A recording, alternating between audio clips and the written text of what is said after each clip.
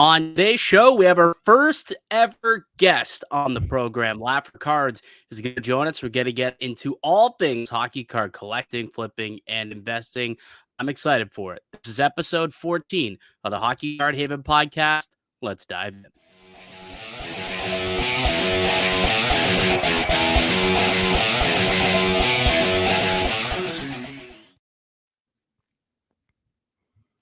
Awesome. Hello, welcome.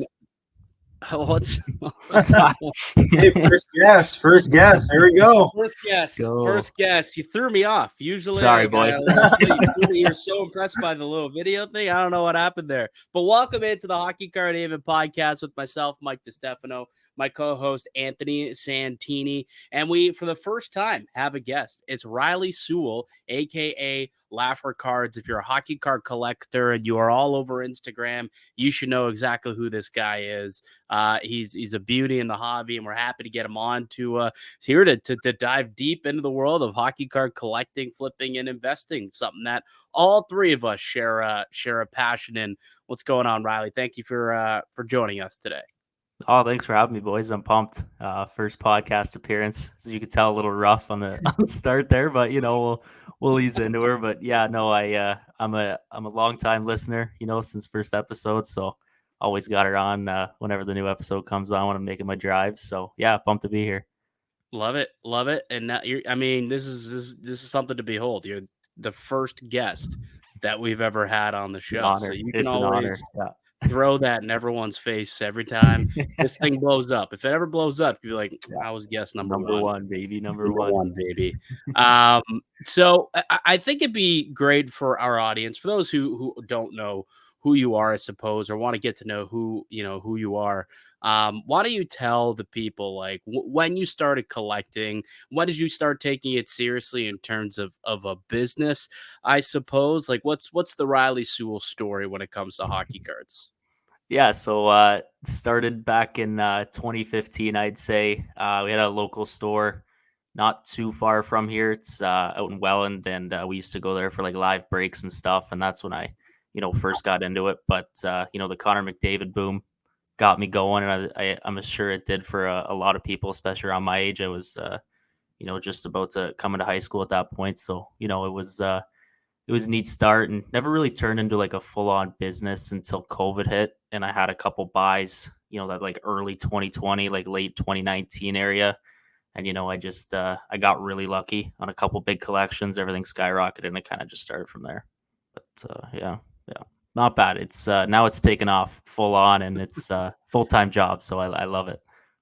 No, I think it's awesome. And it's funny because I think all three of us had the same story, right, Anthony, where it's started out collecting as a kid, and then eventually we turned into, tried to turn it into a business, right? And to fund the hobby ultimately is kind of how it starts. Like, you want to be able to buy cool cards, and you can do that by trading up to it or buying some and making some profits off of it to go out and get what you want.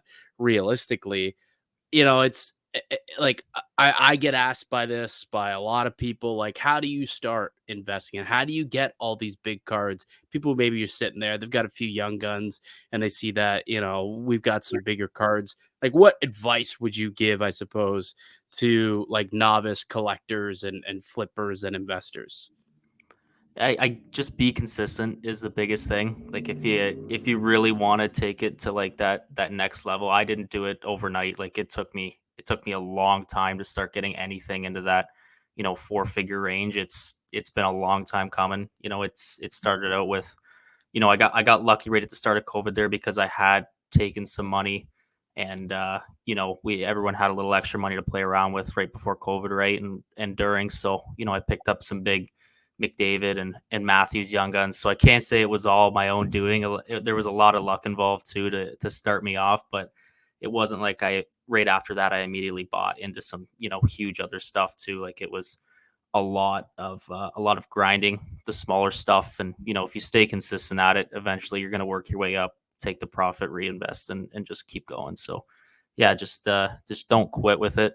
You're going to have your downs, you're going to lose some money, but can't get too stressed over it. Just take it, reinvest it, and keep going.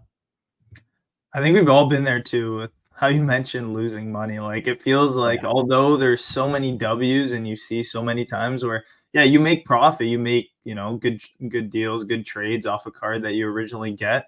You're going to take those L's, and pretty much for you to say you have to be consistent. It's one of the things that I tell people that are new to the hobby all the time, because sometimes when I show my friends that they watch sports, they watch hockey, I show them like, oh, okay, I graded a card that was $50, and then you grade it for $30, and then it's worth more than $100 and more than what you invested, and they're like, I want to do that. Like if I give you like $500, like can you do that for me?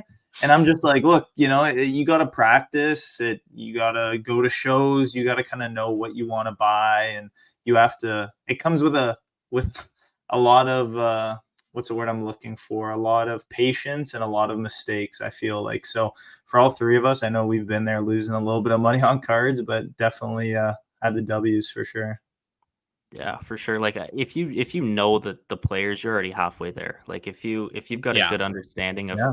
who's out there, like the prospects, the stars, you're already 90% of the way there. That the extra 10% is digging deep into those sets and learning what's valuable and what's not, which is a huge part. But Yeah. that's the main thing. Like I'm trying to transition into multi-sport right now. I don't know what's going on because I don't watch. I don't watch, man. Like I'm not. I watch a little bit of football, every now and then. Watch the Super Bowl, so football in there. But baseball, I don't have a clue. Yeah, No, and that does make it a lot more difficult. So, like, if you're heavy into hockey and you're a big time hockey fan, I suggest stick to what you know. Usually, yeah. definitely helps out. Well, I am curious though. Like, I guess you're talking about how you're starting to venture into some new stuff, but what's something you wish you knew earlier? Like you talk about all of the mistakes that you had made and that you've learned from. Like, what was something you wish you would have known earlier in your journey that if you could go back 5 years and tell you, hey, do this instead of this, like what would that be?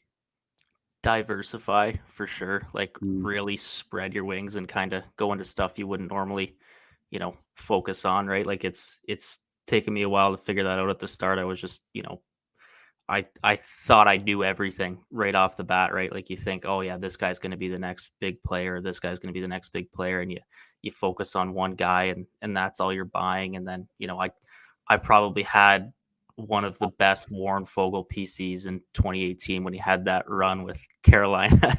The year after, it wasn't looking too good, and that's before I had really started and like got heavy into it. So it was like that's all the money I had to spend, dumped into Warren Fogle, my first expo ever, buying the clear cuts and the exclusives, and I was like, oh, I'm gonna be rich, and then afterwards, it's like a couple of years later, you think back and you're like, oh man, what was I thinking? But yeah, no, just I'd say focus on the star players. But again, there's always that edge to it too, where if you're investing in certain players, just make sure you spread it out and make sure you've got a lot of. You don't put all your money in one basket or all your eggs in one basket. I guess is the saying. Yeah. Like spread it out and focus on a bunch of different stuff, and one of them's gonna hit for sure. It's a good phrase too, and even like for the hobby you mentioned before that you're looking to diversify now, and even for me, I mean you've seen my display cases. I almost never have anything but hockey anymore. When I first started about 2 years ago, I had like basketball, football, a little bit of soccer, not really much baseball, but mainly hockey. And now I'm pretty much just straight hockey, and I feel like me personally, I'm gonna try and stick to that just because, like you mentioned, if you don't watch a sport, you probably won't, be successful. You like you said, if you know the players, you're already 50 or I think you said 90% of the way. So for me, I feel like that's something I'm going to focus on too. And like you said, not putting all your eggs in one basket. Like you need to be able to buy different players, buy different sports, or even if you're going to stick to one sport, spread the wealth, go through different players, go through different teams, go through different positions, goalies, defensemen, all that type of strategic plays will be really good for any new collector or even any collector that's been in the game for years. So Riley, I do want to get your thoughts overall on where you think the hobby's at, because the national obviously just went on this past weekend out in Cleveland. We've all seen various clips of the amount of people and the amount of deals that were ongoing at the national, and you can look at that and kind of come up with it and say, I think things are okay. But as someone who's really invested into the hobby on a day-to-day basis. Like you were out at the Edmonton show, you were in the Montreal show, you obviously set up at the Toronto shows, you're going to shows every weekend. Like you are in the hobby and hockey hobby specifically. So in terms of like where you think the hockey card hobby is today, like what's your thoughts on where everything is at?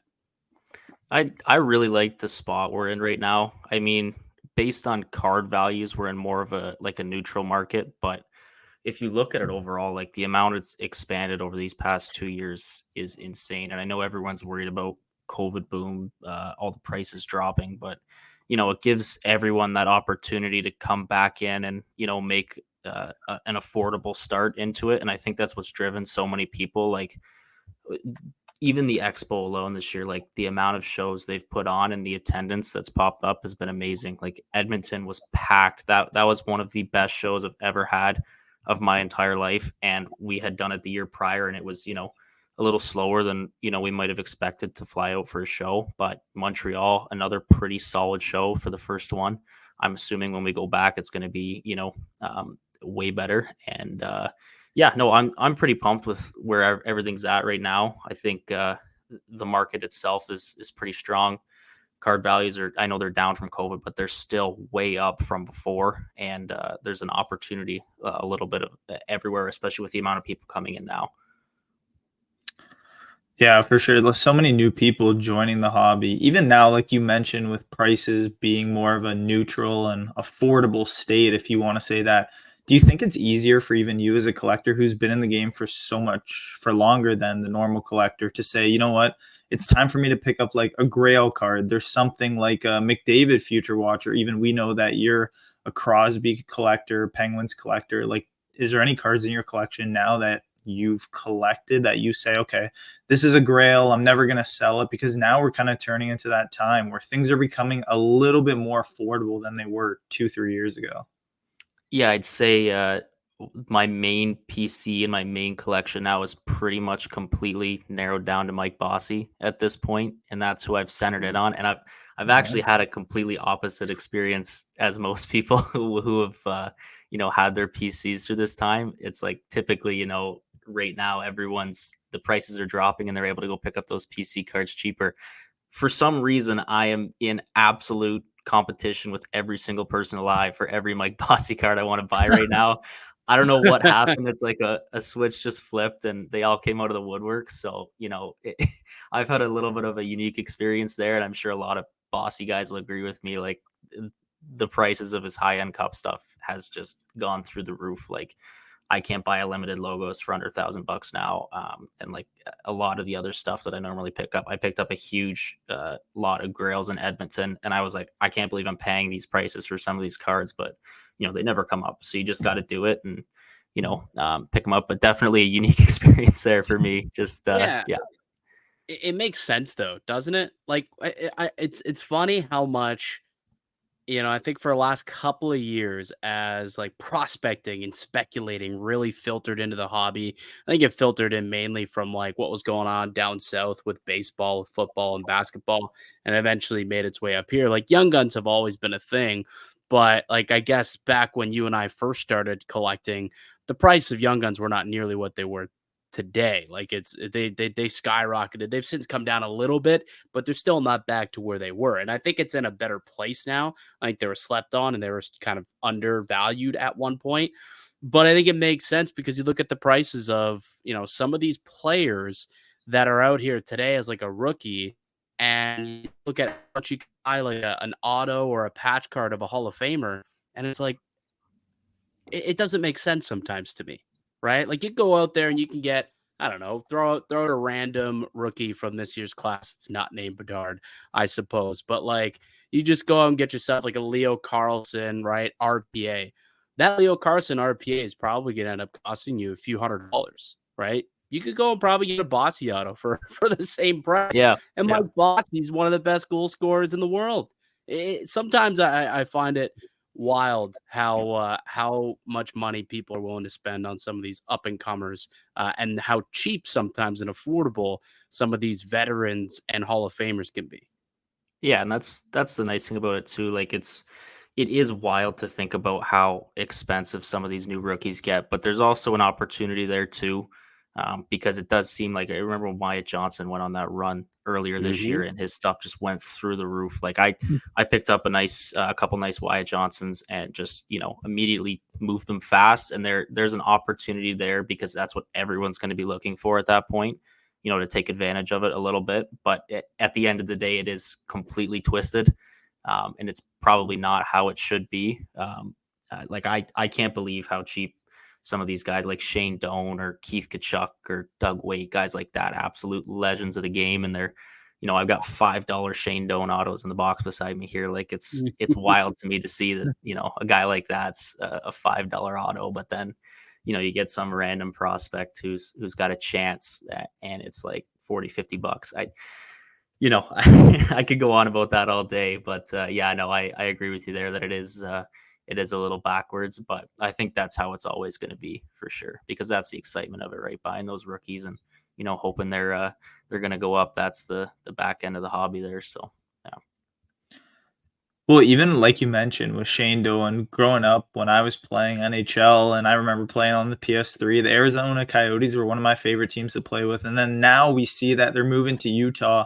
Like you mentioned, Shane Doan, $5. It's crazy to see a legend where I was growing up watching him. I loved him, loved watching him play, love hearing him on, the TV, all that good stuff. And then now we see his son, who's actually played a game for Arizona, scored that hat trick last year, and he's headed to Utah, and he could actually be a big piece in that organization. What do you think that the impact of Utah coming to the market and another new city coming in, because we've seen the Kraken come in, we saw Vegas come in just about, I guess, 6 years now, and it's been a fresh, do we want to say a fresh bit of light to the NHL and a little bit exciting, because usually we're not used to seeing all these new teams coming in. So what do you think coming up will be the biggest impact Utah brings?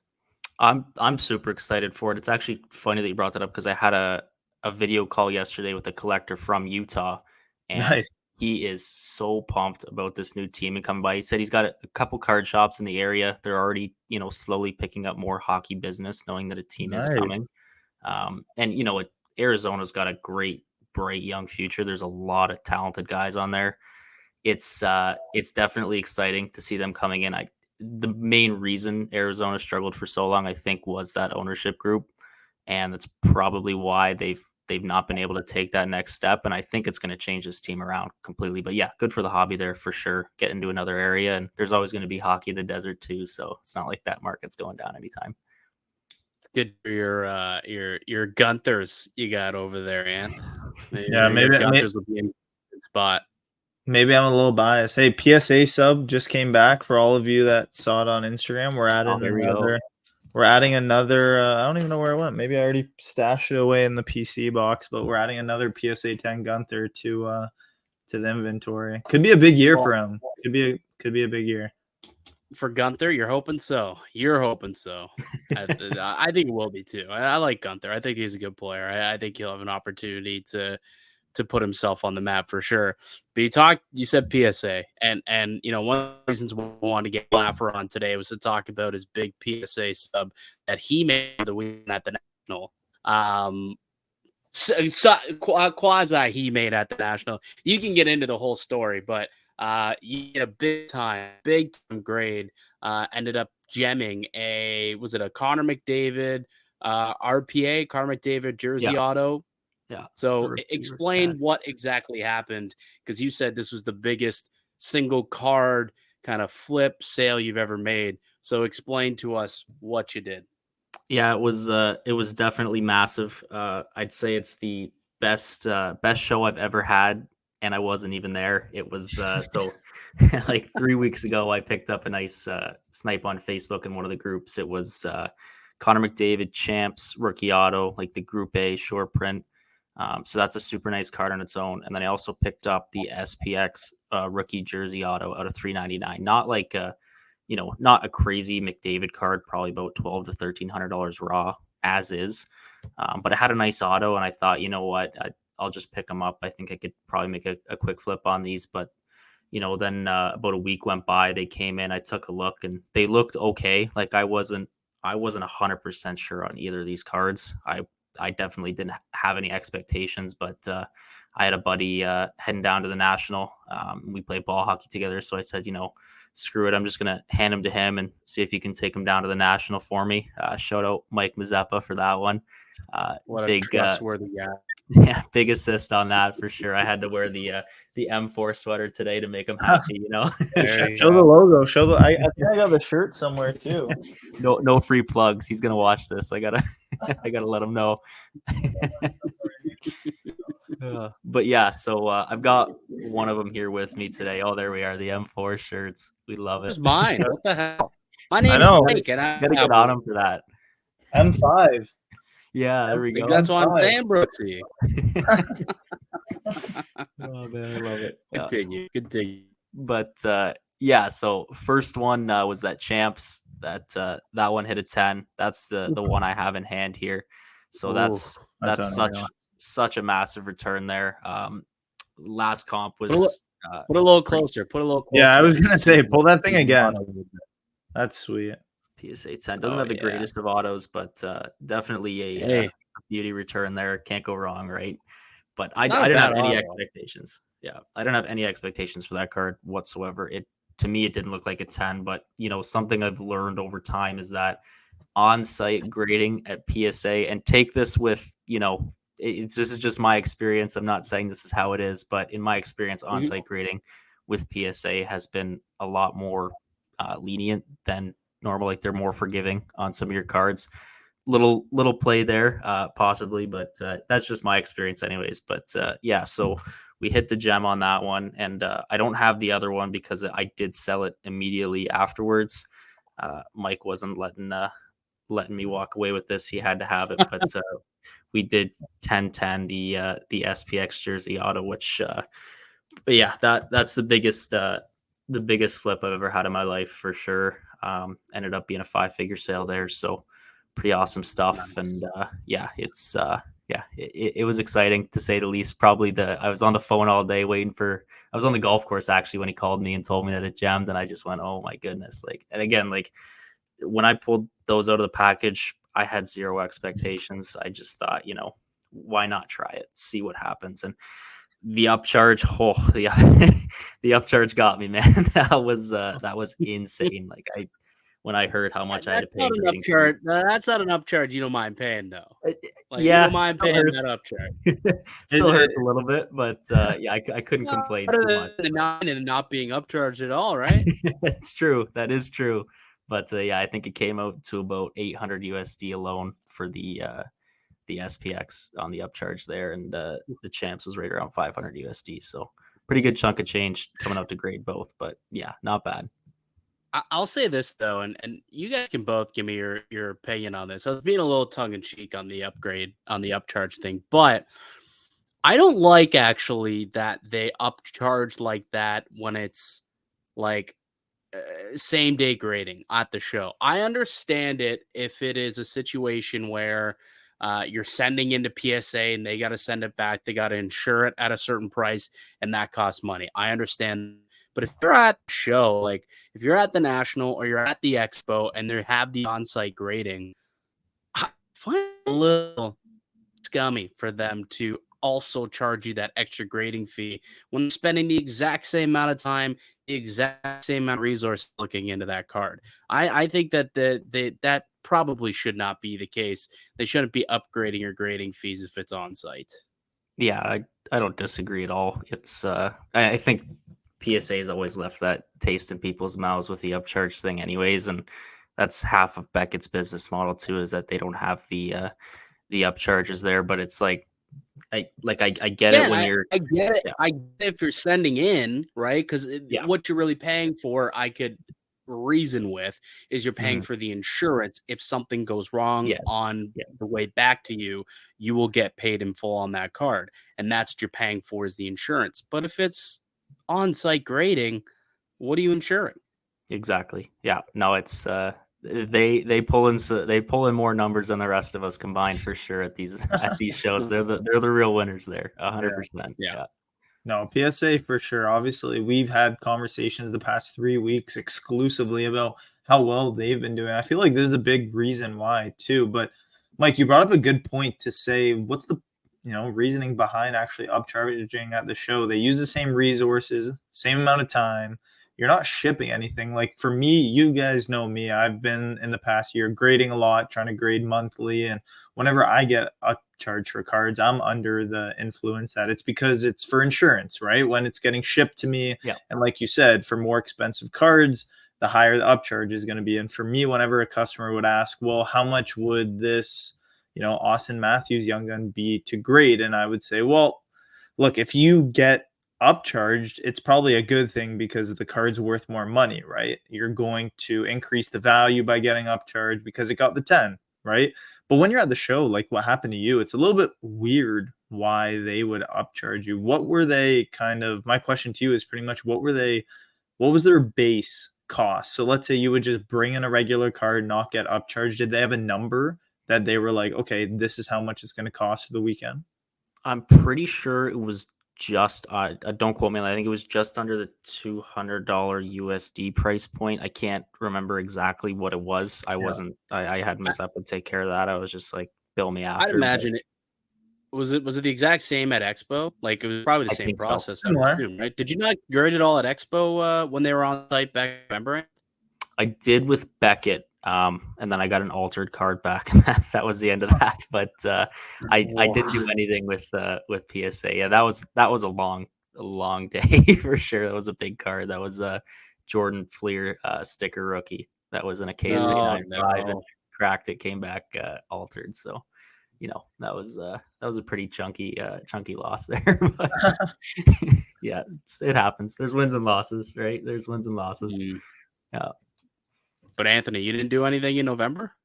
Nothing. I've never done. And the biggest thing for me was I didn't want to wait in the lines. I was a little bit lazy. I felt like there was more opportunity walking the floor, searching through Laughter's dollar bins, wheeling and dealing on the show floor. But I actually had, if you guys remember, my buddy, Mr. Perry, I call him, he was my old teacher, and he actually listens to this show. He went and he picked up a McDavid Young Gun. Yeah, shout out another listener. Maybe we'll have him on one day, talk a little bit of hobby. But he was, he picked up a McDavid Young Gun, and I believe it came back a PSA 7 or a PSA 8, and that kind of even scared me off grading in person because he was still left holding a PSA 7 McDavid and a very hefty bill, which it wasn't the best thing for him, but at the time it made the most sense. And for me to go spend more than $1,000 on a McDavid Young Guns that looks clean, $200 on grading, the opportunity of waiting in line, drop off, all that stuff, and then to be holding the bag, it could really be a little bit of a time waster when you're at Expo. I had the opposite feeling, actually. I'm more Riley, where I only dropped off one card, but it was a pretty quick process. There wasn't a line. I think I dropped it off Saturday afternoon, and it was done within like 3 hours. I went and picked up the card. So I actually thought that was a decent process. And for people who are out there trying to flip, which is why I am surprised that, Anthony, you didn't get into that. Like, if you can find some cards out on the show floor that you think are pretty minty and send those bad boys off, like you walk around the show floor, you find a Matthews, let's say, for $500, you say, this looks like this might be able to 10. Even if it only nines, I mean, $500, you pay the $100 to grade it. At the time, the show, I mean, nines were going for like 700, 750. But if you get a 10, I was going for 1,200 at the time. It made a lot of sense to do stuff like that. But I would say that's only for like higher end cards, because it's a lot more expensive to grade on site than it is to grade regularly. Right. So I think, like $199 US for like anything that's X amount, like they do it by price tier that like they do. But I think the base was like $129 US. I think it was like when I had my Jackie Robinson. Yeah. I think I ended up having to pay like $300 or something like that to get it graded. So I think that is kind of the downfall, is that they charge you more for however much money your card is. But it is a pretty quick turnaround if you're looking to do some quick flips. That is a bit of a cheat code that you can use if you're going to any of these shows like the National. I believe that it's going to be back at the Expo. Like that was the first time that we had it at Expo was this past November. Wasn't there in the springtime, but I imagine that they'll come back. I think a lot of people utilize the service, and I think they made a pretty penny, I would imagine. So hopefully they come back. Just another chance for people to possibly get those quick flips in. All right. So I want to get your thoughts on kind of one more thing. Actually, we were getting into this conversation a couple of weeks ago. I don't think we ended up bringing it to the pod, Anthony, but like all three of us set up at shows, right? All three of us attend shows as well.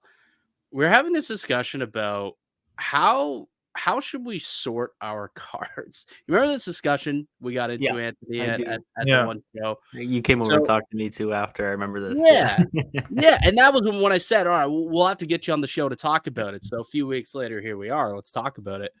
So the three of us set up all the time. Now you've got quite the elaborate setup because you buy collections and you sell a lot of different stuff. Um, Now I'm curious when you are at a show and when you're looking through bins, whether it's a value bin, dollar bin, whatever it may be, what's your preference in how you like to look through things? Sort of by player, sort of by price, sort of by team. Like, do you have a preference? And how do you do it when you're setting up at your own shows? Yeah, no, like I have my system, which I've been using for a while now. Shout out the dollar store for these puppies right here. These save me every show, especially when you got, a monster. Hey, I love it. There we go. Yeah, no, they're so useful. It's, when you get someone coming up, if you try and do it in a certain way where you have like a certain row at a certain price, and a guy comes by and he holds up a stack like this and he says, "Here, how much do I owe you?" And you don't know where it was. I did that for many years, and I'd be scrambling there where, well, four other people are trying to, cash out or trying to sell me something. When you have the stickers like that, you add it up, give them the discount, and it's perfect. So I'd say that that's definitely the biggest bonus there. I kind of want to hear Anthony's opinion on when you're looking through a dollar bin or, like a decent value bin. What do you like seeing when you go through?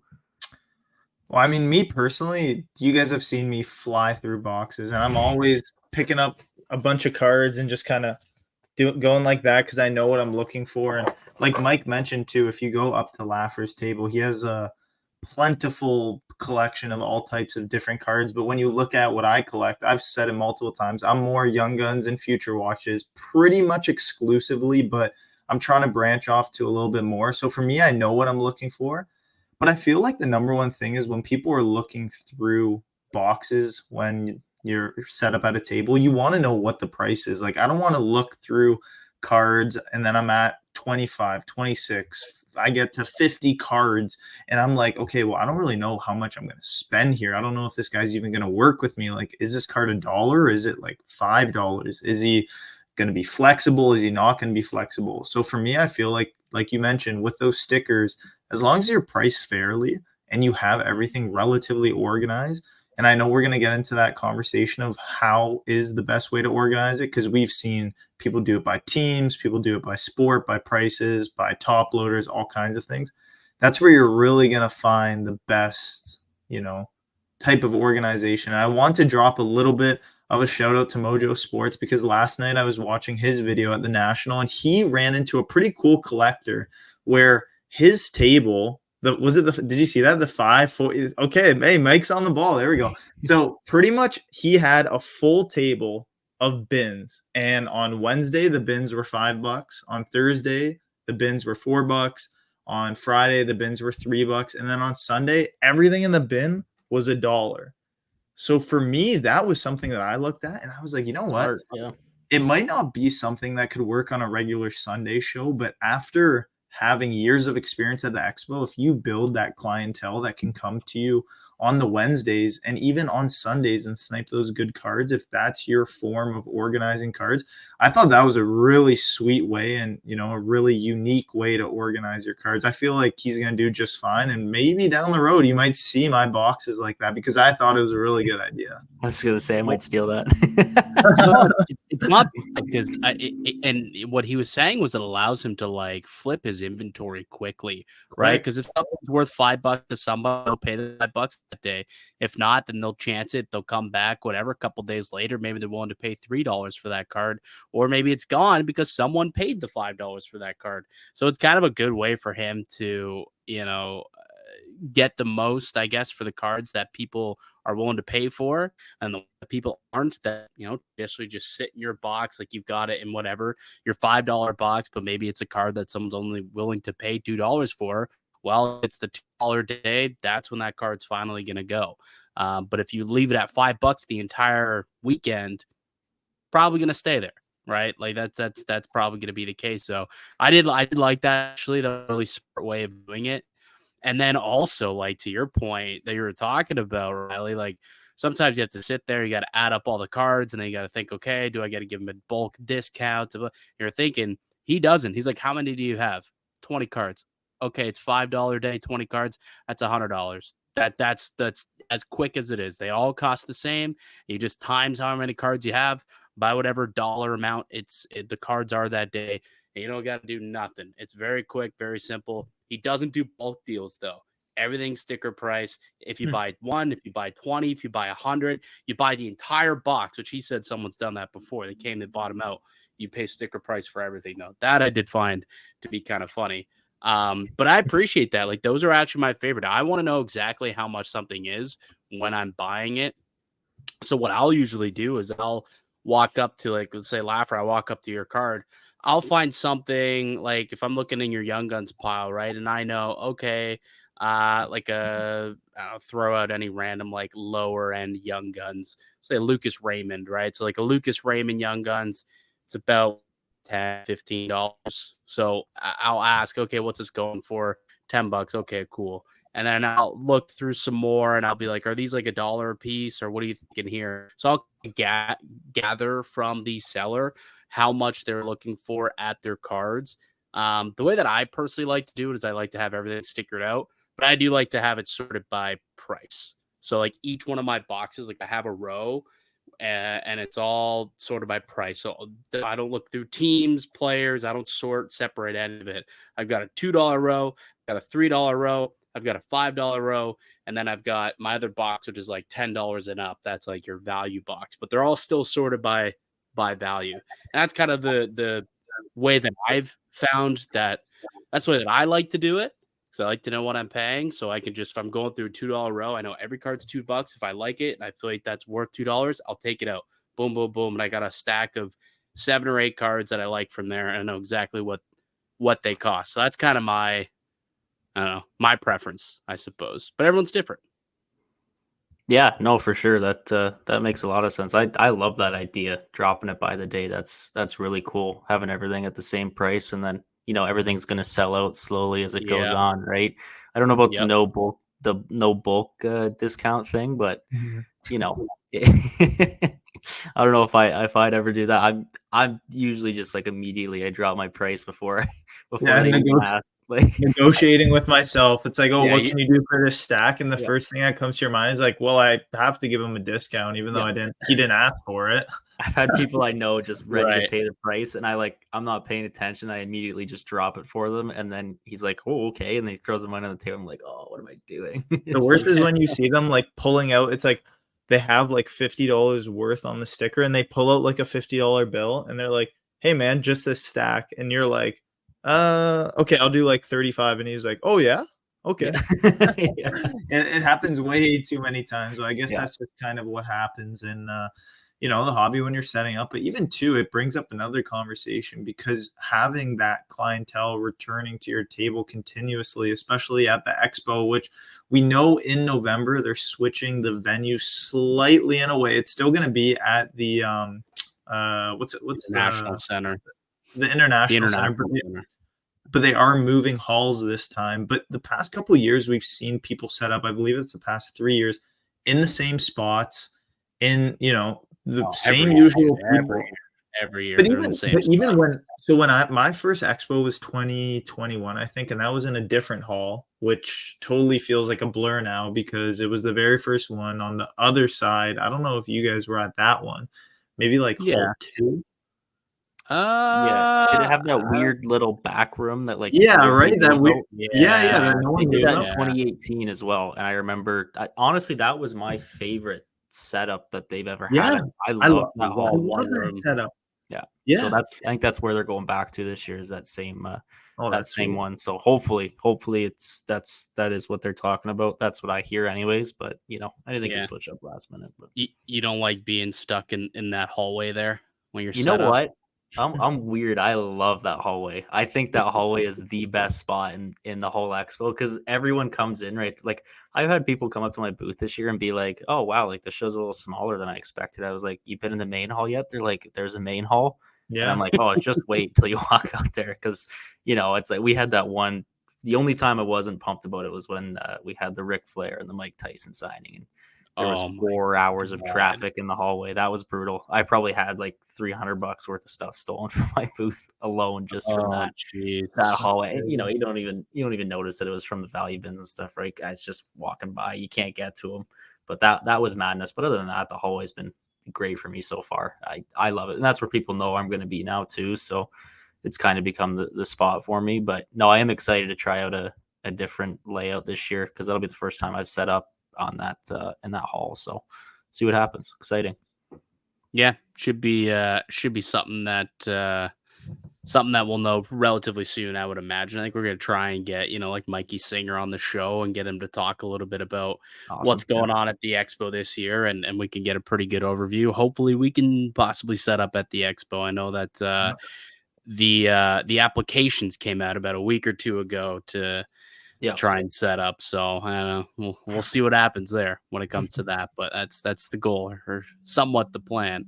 And before we move on to hobby news, anything else either you two want to just shoot the breeze about when it comes to the hobby? Got any questions for us, Riley? Anything you want to just chat about?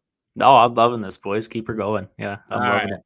All right. So let's get to some hobby news. Just a couple of things, some to tie up, I suppose. SPX is getting released next week, August 7th. Looking like about 229 Canadian a box. And it's one of the, I guess you call it a mid-end product, I suppose. But it's like one of those one pack kind of products. So you get one pack, which has 5 cards in it, 1 autograph guaranteed per box, and 4 non-auto / memorabilia cards. So you're hoping to get a banger with that auto essentially, or else you're not going to love what value you're getting out of that one box. We can go over the checklist next week. I think that'll give us a good opportunity to dive a little deeper into it. But SPX, was that not the card that you graded? It is. 2015-16 SPX. I'm gonna have to go Bedard hunting. Yeah. Yeah. Well, that's what I was gonna say. It's like, well, that was gonna be my follow up. I was gonna say, I mean, what that McDavid just went for.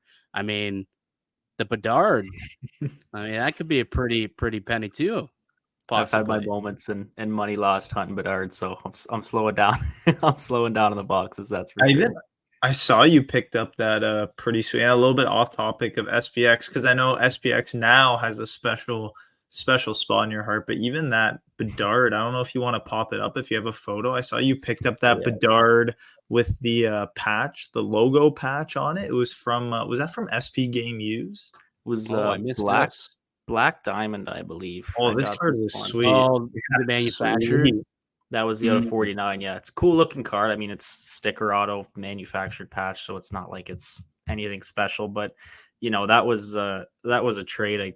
I don't know what was going through my head, but it was like I couldn't really turn it down. It was like a part of my collection. I traded off for it was the Crosby, the rookie uniformity jersey auto, and I was like, I just got an offer, and it was from a good buddy of mine from the States, and he just threw it out. I was like, I just threw it out there for, craps, like just to see what would happen. And he was like, "Oh yeah, let's do it 1 for 1." And I went, "Oh my god!"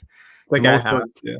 I put out a stupid sticker on that Crosby card, like I think it was like 1,700 or something like that, because I didn't really want to sell it, right? And he just like he doesn't like Bedard. He doesn't want to, get involved in the hype, and he gets the good play for Crosby too. And I insta sold that Bedard on eBay for like 2,200, which is something I never would have gotten out of the Crosby card for sure. Which is like it was a huge flip for me, but it's like, man, I probably should have kept this in. When you think back to it, but it's neat. There's plays to be had with Bedard right now. Like I said earlier too, like people are going to go nuts over the hyped rookies, and got to take advantage of it while you can. You can always get another big Crosby card, but I'm not going to be able to make a bunch of money on a Bedard for long. So no, for sure. Exactly. I mean, we've been the past 14 weeks, we've been dropping almost every week, talking about the releases, running through the checklist, and every release is better than the previous. And this one looks pretty good for SPX2, a little bit pricey with the box, as we've seen a trend with anything Bedard, but there's just so many opportunities with Bedard right now, and we haven't really seen this quote-unquote generational talent that is going to come to the NHL in a couple years, because we've seen, obviously, McDavid come in 2015, Matthews come in 2016, I believe, and then a little bit of a lull in between of that generational, bang that came to the NHL. Obviously some good players, and we saw Darlene, players like that come into the league, and obviously Shane Wright, younger guys that still need a little bit of time to develop, but no one like Bedard. So for me, I'm not a ripper, but we'll see. I've been saying a couple times I've been wanting to rip some Bedard, so maybe this could be the one.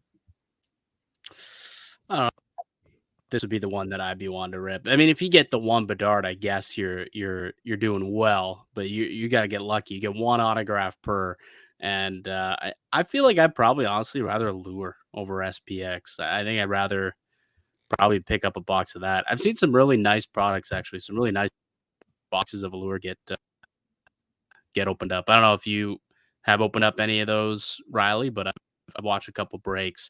They seem to be quite loaded themselves as well. That's the only thing I do have concerns about. And maybe we'll just quick get into this, but the Bedard hype, there's just so much of it out there, though. You know what I mean? I know you said you brought it up. You said I sold it right away because I know that it's not going to be that price for so long. And it's because there's so much of it that's out there. There's so much product. There's a lot of new things that are still coming out. And I was taking a look at, the player data, and just taking a look at like the pop reports, and okay, where is Connor Bedard sitting right now in terms of like, top graded cards of all time, and his, his PSA 10 young guns, and where's it all at?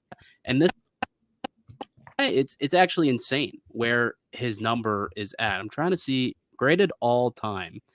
He's probably a lot higher than you would think.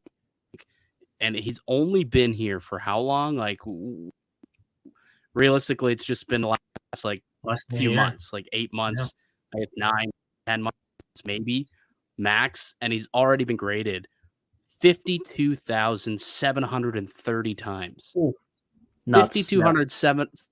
Like over 52,000 graded Connor Bedard cards, and we're only halfway through like the 2023 2024 cycle.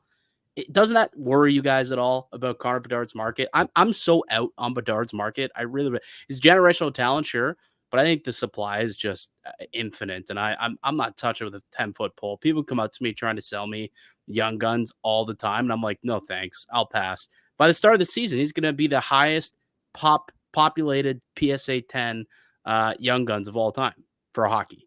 It's going to happen by the start of the season, guaranteed. It's already at 5,600 or 4,600. It's insane. Yeah, it's wild. Like it's definitely an opportunity for sure. Like just to buy him and grade him, the gap is still high enough, and your percentage point is still pretty solid. But I mean, I don't disagree with you. Yeah, it's like it's nuts how much of his stuff has already been made available. It would shock most people to see how much of that product is still sitting on shelves too, like in back rooms being stored away for future. It's insane how much of that is, I got some tucked away. My motto's been, rip one, store one. And I've got a couple cases of certain products as well that I'm holding on to for a bit. It's, it's a high market. There's definitely opportunities to be had, but, tread carefully is basically the best way to put it. Don't go too heavy. And you know what, if that's your thing, like, absolutely go for it, because there is a possibility in the future that, we all said that with McDavid in 2015 too, or at least majority of people did. There's no way this kid's gonna, be more expensive than Crosby and Ovi and stuff. And it really skyrocketed, right? But yeah, you never know. I just think back to walking in the LCS back then and seeing the stack of McDavid Young Guns for $100 in the in the display case right after he got hurt. And, I probably bought a $200 box of 0910 Black Diamond or something like that instead of picking up 2 McDavid Young Guns. So, hindsight's 2020. We can all look back and say, what were we thinking? But, it's not a terrible idea to, get into the Bedard game a little bit, but, pace yourself. And, if you're getting something big, I'm dumping it. Like, I'm dumping it quick for sure. Well, and also don't FOMO and buy like the new product. So like SPX is going to come out next week. Don't go out there and try and buy the best Bedard card out on the market like right away. Like that's just it's going to go down. It's going to cut in half at the very least, like it always does. Yeah, I mean, where did the raw young? Oh, there you go. Yeah. Like just even like the raw Young Guns started out at what, $1,200, $1,000 for raw. Even like 15 now, up to 1,500. It was crazy. Yeah, and now it's like a $300 card, $350 card. PSA 10, you're like barely getting $1,000 for it now. So it's just, be wary, I guess. Be wary when you're investing in these cards at this point, just because there's a lot of it out there, lots of it. Actually, Connor Bedard, I've been looking at the site GemRate a lot recently, Laffer. I don't know if you're familiar with this site, but a lot of really good information. Connor Bedard is already the second highest graded hockey player of all time. Wow. Behind Wayne Gretzky, ahead of Gretzky has like 173 graded cards. Bedard has 52,000. McDavid only has 47,000. And McDavid's been in the league for 8 years. Like, it's wild. Yeah, nuts. I'm out on that. Speaking of other growing concerns, did you guys see these videos circulating about these like scanners that I guess are picking up what's inside of some of these cards, like these high end? And I know they're going through like flawless, so they're in briefcases, so it's a little bit different than hockey. Let's say like the cup, which is in a tin. It may be a little harder, but that's another kind of concern that you've got to have about the hobby market, that people are now finding ways to basically X-ray these unopened packs and these unopened boxes to kind of see what's inside. I'd be worried about that if I'm a person who gets into like breaking specifically, because I mean, if it's that easy to find out what's in them, and if you are a breaker, it'd be pretty simple to put one briefcase to the side that has got the good stuff, and the stuff is not very good. All right, let's break that stuff. I don't know about you guys, but that's another concern that's kind of popping up here that I saw a lot of people talking about over the weekend at the National. Yeah, you take this one, Anthony. I seen a little bit of it. Like, I don't know if it's like a CT scanner, they said, or something like that. I figured I thought that was like the $200,000 machine that goes in a hospital though. So I got no idea on that front. So I'll pass it to Anthony. I did see the video too, and I want to try and pull up because I saw it today somewhere. It was the one with the Derek Jeter, right? Where they were showing. I've got it. Hold on, Anthony. We're a professional show. I'm here. We're a professional show here. There we go. Pull it up. I like it. I was making sure I was on the ball. Anyways, though, I think this has been happening for a while too, because there we go. We got it. There we go. Do we have some sound to it? Yeah. One sec. Where's the sound? There it is. They're using CAT scanners to see inside packs of cards now. I mean, look at this. On the top right, it's zipping through the cards, and on the left here, you can see the names of every player very clearly. Imagine a breaker lining up a bunch of high-end cases and knowing exactly what's pulled from the box. I think that's it. Yeah. They're using CAT scanners. It gives a So decent. I'll say that it gives a decent view of what's in the packs, but not enough for me to really be confident. Like, it's very brief, the view of what you could see in these packs, and I feel like the amount of time that it would consume for someone to actually, lay it out, do it, actually be correct in their estimate that, there's a Gretzky card in the cup or a McDavid card. Like, okay, it is there, first of all, but is it a good card? Is it, a rookie? If it's from the rookie year, is it like a rookie patch? Is it just a base, depending on what the year is?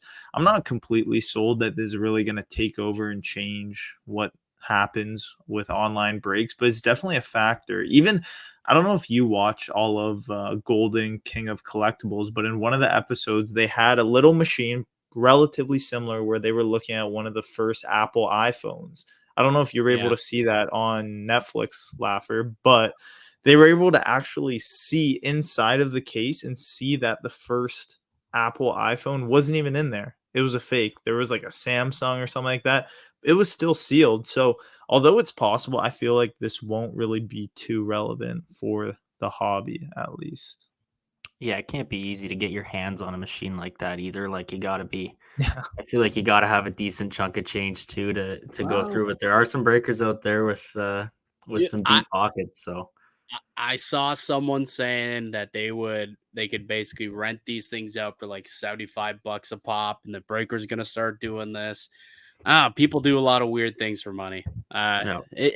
But I think it is different for flawless. They're in briefcases, so like you've got one card and it's just there, Yeah. so you could see. The You cup could see would the be logo definitely man a or lot. Yeah, like you could, but I think the cup would be a lot more difficult just because you got to go through like a few different cards. You can probably see the top card and the bottom card, but anything in between, I don't think you'll be able to see. But it still is kind of scary that people are thinking, okay, how can we x-ray these boxes? And they're figuring it out. They're figuring out ways. This is just the start. Like eventually they might find out a way to get through and get better imaging. But yeah, not great, I guess you could say, for the hobby. All right. Let's get to some show and tell time. I don't know. Did you pick up anything this past weekend, Anthony?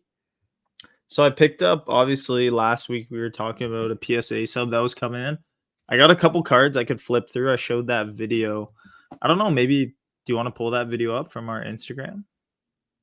Would that be an easier view? No, it'd be easier for you to flip through because I don't have that pulled up already. I got you. So we got a Brant Clark PSA 10, a couple young guns in here. Demko 10, Reichel Future Watch, Gensel Future Watch 10, Evangelista 10, McTavish 10, Spencer Knight, Young Guns Clear Cut. And most of these I did pick up in Montreal. Ken Johnson 9, Heiskanen 10, Sanderson 10. So all of these are pretty much getting ready to be posted on eBay. Awesome. And then yeah, thanks, nice. And then last week I talked about some of the bigger cards that were in the sub, just grabbing them. So we had a Vasilevsky Young Guns PSA 10, and then also the arrival of my first ever Crosby Young Guns PSA 10 that showed up just yesterday. And I know we talked about it last week, how this card used to be in a PSA 8 slab. But I'd say that this was one of the biggest plays of my, if you want to say, my hobby career. Was it PSA 8 or BGS 8? I thought it was BGS 8. So this was a PSA 8, Okay. Formerly a PSA 8, cracked into a PSA 10. And I did have it raw originally, and it looked super clean. So I was really thrown off when it came back in PSA 8. But this one, I don't know if I'll be moving it for a little bit. I put a little post out seeing if there was any interest at first, just to see what people had to say. But I got a couple low balls, so I wasn't too happy. So I think this one might go in the vault for a little bit. Those are tough. Like, that's a tough card to 10. The quality control that year was abysmal, realistically. So that's a tough card. It's a good card to definitely get a 10. And I'll check what the pop report is in just a Yeah, take a second. look. It's That was not that high. that Yeah, was pretty much the biggest cards for myself. And then I also just got in the mail today, Austin Matthews Young Guns 9.5. So that will be something we'll either crack or hold on to for the season. We'll see. But I actually just ran to the mailbox before I got into the house coming home from work. So I was pretty stoked to see that already arrived. Laugher, any pickups this weekend? Or I are you got just a- flipping? I got a couple. I got some mail that came in. This one came in yesterday, I believe. Bought it a couple days ago. I'll start with the small part of the lot, but it's just we just talked about stay away from Bedard, but I just bought a huge load of, low end Bedard inserts there. That was mostly just to be throw-ins on top of this. Nice I do want to be clear also, but on the Bedards, you are one of the few people though who intend on flipping it quick. If you are going to flip a Bedard quick, you can get into it. But if you're holding it thinking, oh, he's going to be the next McDavid, I'm going to hold this for years and it's going to go up and up and up. Not going to be the case because the market's going to be oversaturated and it's going to get to a point where just everyone's going to have them and it's going to be like a Yaga rookie. What's our Yaga rookie worth? Nothing, right? Not quite that bad, I don't think. But just as an example. That wasn't terrible, but that was more so just to get this at a better price. So nice Matthews Premier, not RPA, but patch auto to 25 there. Oh, beauty. So that was a small lot. I got another bigger lot in here too. Picked up on Instagram a little while ago. I'll just show some of the bigger stuff here. Got a nice Nuge and a 9.5 with 2 10s. Probably a horrible idea to buy this guy right now. Darnell Nurse exclusives, Young Guns. I know he's getting flamed. Buy him low.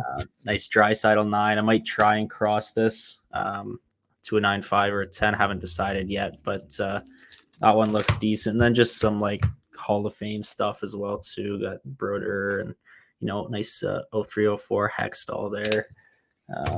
Some other little stuff too, but not a crazy amount of new stuff. Other than that big collection I just purchased, which is still getting sorted through. Our living room downstairs looks a little rough. I'm slowly getting told to boot it and get rid of it, but working on it. Yeah. Mike, what'd you get? In terms of hockey, I did not get any hockey this past weekend. I went to a MonCon though that was happening in St. Catharines. Picked up a couple of Pokemon cards that I needed. Picked up a base set Zard for a decent price. Blastoise, Venusaur. I got the big 3. I'm putting together. I found a binder in a garage sale, and it had a good amount of base set, fossil, and jungle. So I just decided I'm just going to put these sets together for the fun of it. And then all the other stuff I'm going to try and trade off, sell, do whatever I can to try and fund these sets, I suppose. But I bought it a lot. There was some hockey cards that were included in it as well. And it was pretty cool pickup. Are you going to grade? You going to grade the Charizard and the Blastoise and stuff?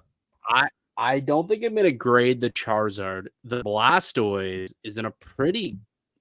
It looks good. I might grade the Blastoise and then see if I can find another one for cheaper as a binder copy. So I'm just trying to put together binder sets. The Zard, I don't think. It might come back as 6 or a 7. Probably 7 max, I would think. So probably not gonna do that one. But the Blastoise, I might give that a bit of a go. But I'm going to be at the show on Monday at the Michelangelo show in Hamilton. So I'll be making some pickups for sure. I'll be rating those value boxes all throughout. It's the summertime. It's a good time to buy right now, right? So I'm definitely going to be trying to go there and get some scoops, get some steals for next week's show and tell. You guys plan on hitting up the show, or how are you going to be spending your holiday Monday? We'll see. It's a cottage weekend, so I'll gauge how I'm feeling Monday morning and make a decision. So we'll go from there. But no decisions yet. We'll play it by ear. If I had a cottage offer, I would probably take that over there. I'm in the same boat. I got a cottage weekend too, and then There we we'll see. go. I mean, Sunday, I know we're headed, or sorry, Monday we're headed back. It will probably be, an early morning, get kicked out, and then head back home. So maybe I'll make it. I mean, it's pretty unlikely, but If you it should be a swing good through, show. get those 2:30, 3 p.m. deadline deals. That's your Yep. favorite. Yep. My That'll favorite. Hey, work show out up well. late and then just buzz around. You got to put my good walking shoes on because my feet are always moving. If Yes. I don't make it, go over to Mazeppa's booth and lowball him for me if you don't See, mind. you know what? And I forgot to mention it. So Mazeppa plays ball hockey. I would never, even though I know he watches hockey, I didn't know that he plays too. What He is he like, does. a defenseman or a forward? Oh, he's a forward. Yeah, we got a good little team going at we play Confederation Park in Hamilton. So they got No these way. big like it's actual full on ball hockey. He got me into it. So I go for exercise. Some guys take it really seriously. So, What but it is a good time. what do you have Mazeppa down as a player comp? Who's his player comp in the NHL, do you think? Nathan Gerby. Nathan Ooh. Kirby. That's a pretty good. Ooh. You know That's what? a great Every Stanley Cup winning team needs a Nathan Gerby, so I kind of like that. Maybe Marty St. Louis too. I just gotta bug him about his height because it's gonna grind his gears. So that's the goal here. Hey, shout out. Shout out Mazeppa and the M4 boys. Shout out. We'll have to get one of those guys on the pod at some point too. 100%. Yeah, we'll have to get them on here. To answer your Sidney Crosby question though, about what his PSA 10 pop count is, 1167. So it's a quarter of what Connor Bedard's PSA 10 pop count is, by the way. So just to think about that one. Now we do know that he has a lot of BGS 9.5s as well, but in terms of PSA, a much lower pop count. So I like your PSA 10 that you picked up there, Anth. That's a really, really, congrats, man. Yeah, really nice card. Thanks, boy. Yeah. Appreciate it. Might go in the vault though. I don't know. I think it's going in the vault. Put her away. Yeah. All right, boys. Good stuff. Hey, really appreciate coming on, Riley. It was nice to get into it and just start talking shop, just chatting about what's going on in the hobby and what we like, what we don't like. And I think it was a fun, productive chat. Hopefully you can come back and join us soon. Yeah, thanks for having me, boys. This was awesome. I know I fumbled at the start there, but we made up for it. So yeah, we're all good. You were so blown away by the intro video. Like, whoa. Yeah, it was solid, man. It just threw me off. I didn't hear any talking. I was like, I got to start going here. This was a blast. Yeah. This was a blast. It was a good time. Yeah, well, we'll get you on again at some point to your down the road. Anthony, any final words here? Nothing for me. Ready for a long weekend. Obviously, getting prep for the expo. We've been saying it for like 3 weeks now. I feel like November is going to be one of the biggest. And like you said, applications were last week. So stay tuned. Yep. All right, that'll do it for us here today on the podcast. I'd like to thank you all for listening and supporting the show. You can subscribe right here on YouTube. Leave a like and a comment down below as well if you enjoyed the video. And you can also listen to us on the go now. We are on Spotify. So go ahead, subscribe to us on Spotify, the Hockey Card Haven podcast. We'll be back next Wednesday with another episode of the Hockey Card Haven podcast. See you later, guys.